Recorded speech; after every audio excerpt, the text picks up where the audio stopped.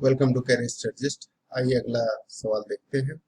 और ये सवाल है, भारतीय बच्चों में प्रवाहिका डायरिया से होने वाली मौतें मुख्यतः खाद्य और जल के संदूषित हो जाने के कारण होती है। कृषि संदूषित भूम जल यानी भूमि के अंदर का जल, असुरक्षित रसायनों का उपयोग, खाद्य पदार्थों का भंडारण और रख रखाव अस्वास्थ्यकर तरीकों से किए जाने को लेकर खाद्य पदार्थों के अस्वास्थ्यकर परिवेश में पकाए और वितरित किए जाने तक ऐसे असंख्य कारक हैं जिसके विनियमन और मॉनिटरिंग की आवश्यकता है। लोगों को मिलावट के बारे में और संगत प्राधिकारियों को शिकायत करने के तरीकों के बारे में जागरूक होने की आवश्यकता है। खाद्य संक्रामक रोगों की निगरानी करने के लिए अनेक सरकारी अधिकरण शामिल है। निरीक्षण कर्मियों को अच्छे प्रशिक्षण की आवश्यकता है। इसका विचार करते हुए शहरी जनसंख्या का कितना भाग अपने दैनिक भोजन के लिए गली नुक्कड़ पर बिकने वाले भोजन पर निर्भर है। गली नुक्कड़ पर भोजन बेचने वालों के प्रशिक्षण और शिक्षण में बड़े निवेश करना बड़े महत्व का है। तो ये सारी बातें लिखी हुई है इस परिच्छेद में, और इसके आधार पर ये बताना है कि कौन सी पूर्व धारणाएं बनाई गई है। इसमें आपको एजम्पशंस बताना है। तो खाद्य सुरक्षा एक जटिल मुद्दा है और इसके अनेक विध समाधानों की आवश्यकता है।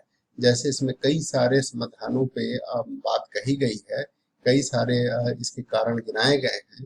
तो निश्चित रूप से यह इसमें एक अवधारणा बनती है कि इसमें बीमारी के कई सारे कारण हैं, उसमें सुधार की जरूरत है और उसके समाधान की जरूरत है। तो ये जो है ये एक सही पूर्व धारणा है। जटिल मुद्दा है क्योंकि इसमें कई सारी चीजें हैं और उनके कई सारे समाधान की जरूरत है। यह बात भी विविध समाधानों की जरूरत है।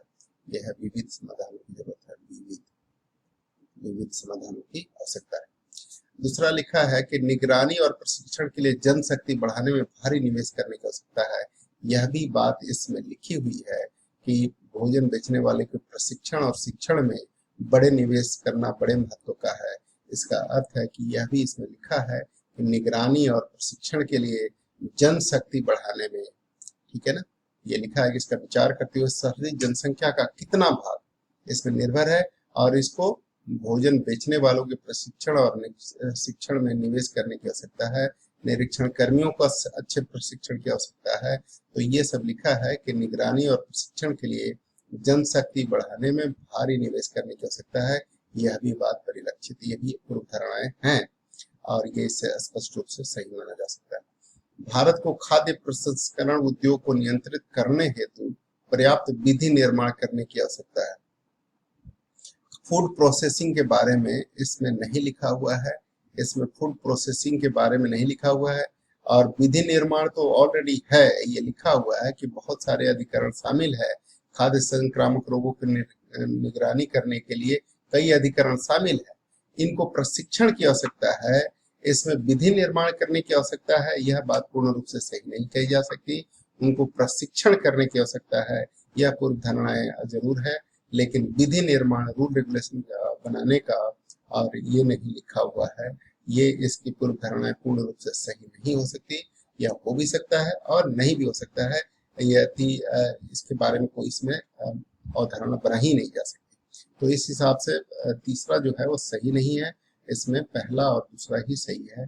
इसलिए इस प्रश्न का आंसर होगा जो वो होगा ए इस प्रश्न का आंसर होगा। ठीक है, इस प्रश्न का आंसर होगा। उम्मीद है कि आपने ये कर दिया होगा और बिल्कुल अच्छी तरह से आप समझ भी गए होंगे। विविध समाधानों की आवश्यकता है। इसके अवधारणा जो है वो पूर्व अवधारणाएं जो बनाई गई है, धारणाएं जो बनाई गई है, जंक्शन जो बनाए गए हैं वो सही होने चाहिए, उसमें डाउटफुल नहीं होने चाहिए और वह इफ बट के आधार पर डिसाइड होता है। ठीक है, तो उम्मीद है कि आप समझ गए होंगे और इसमें गलती नहीं किया होगा। Thank you very much.